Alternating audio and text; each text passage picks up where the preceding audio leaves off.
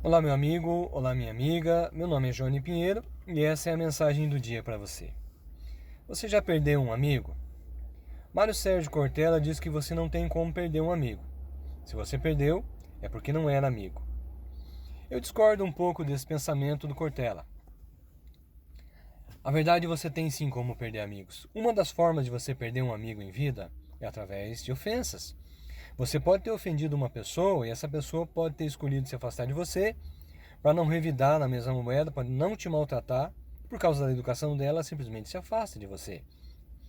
Isso não faz dela, ou isso melhor dizendo, não tira as qualidades dela de amiga. Ela continua sendo uma pessoa maravilhosa, generosa, bondosa, amiga, companheira, só que agora ela se afastou de você. Talvez você não tenha sido o amigo da história. O que cabe a você então é simplesmente pedir perdão e pedir a Deus que Deus toque o coração dela para que ela te perdoe e vocês voltem a ter uma amizade e que você agora valorize mais essa amiga ou esse amigo. E já que eu estou falando nisso, eu quero falar também para você que foi ofendido. Cabe a você também a entender, a analisar que as pessoas têm níveis diferentes de maturidade e que pessoas erram e que a pessoa que te ofendeu, ela pode estar num nível de maturidade abaixo da sua. Cabe a você então que está no nível de maturidade superior exercitar aquilo que a gente tanto aprende na Bíblia: liberar perdão e a misericórdia de Deus. É interessante que você ouça o que essa pessoa tem para te dizer, que você ouça o pedido dela de perdão e que você tente exercitar a prática do perdão que Deus nos pede, para não deixar que essa pessoa carregue um fardo maior do que o que ela já carrega por ter provocado em você essa dor. Eu perdi uma pessoa, um amigo, há 2 semanas atrás.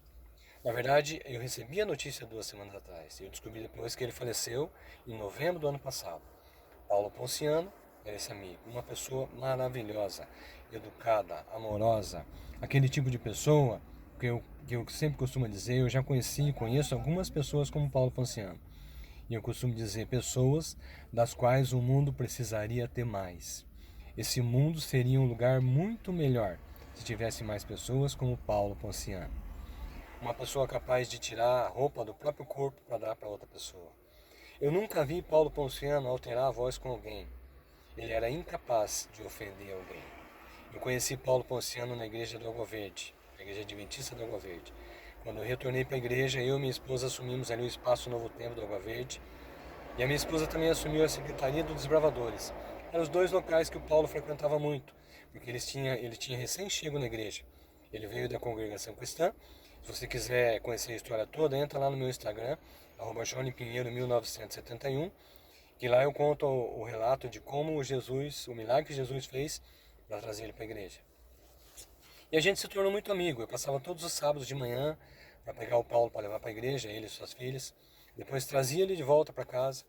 Levava no sábado à tarde se precisasse. Levava no clube dos desbravadores no domingo. A gente almoçava junto às vezes no Água Verde, que as irmãs fazem ali um junta panela vegetariano, muito bom. A gente sempre às vezes almoçava ali também. Enfim, a gente tinha uma relação muito próxima. Acontece que passado um tempo, eu me afastei da igreja do Água Verde. E passado um tempo, Paulo Ponciano também se afastou da igreja do Água Verde. O Paulo morava no Vila Guaíra e eu moro no Lindóia, ali próximo do Paládio. E a questão é que Paulo se mudou para 5 quadras da minha casa. Eu cheguei aí na casa do Paulo Ponciano.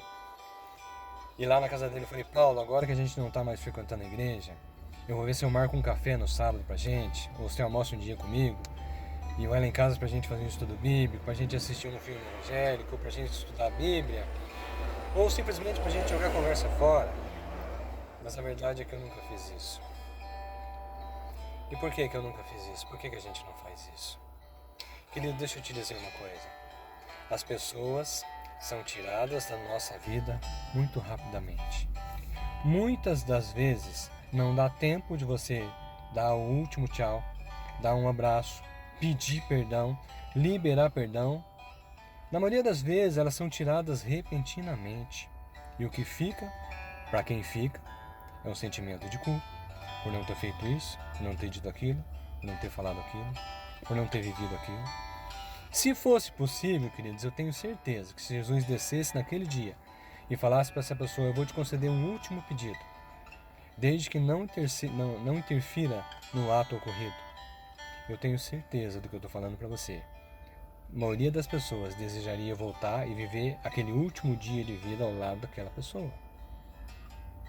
Mas, infelizmente, isso não é possível.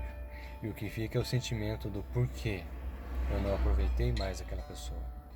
Se eu soubesse que Paulo Ponciano ia morrer em novembro, eu teria chamado ele mais vezes para casa.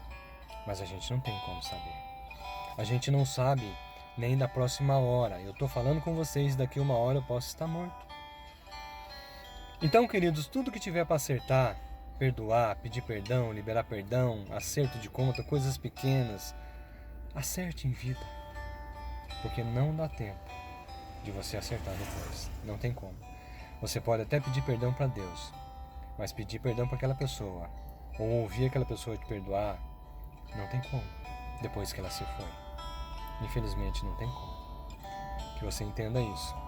E que você tente, assim como eu estou tentando fazer na minha vida, valorizar mais os momentos que a gente tem enquanto em vida.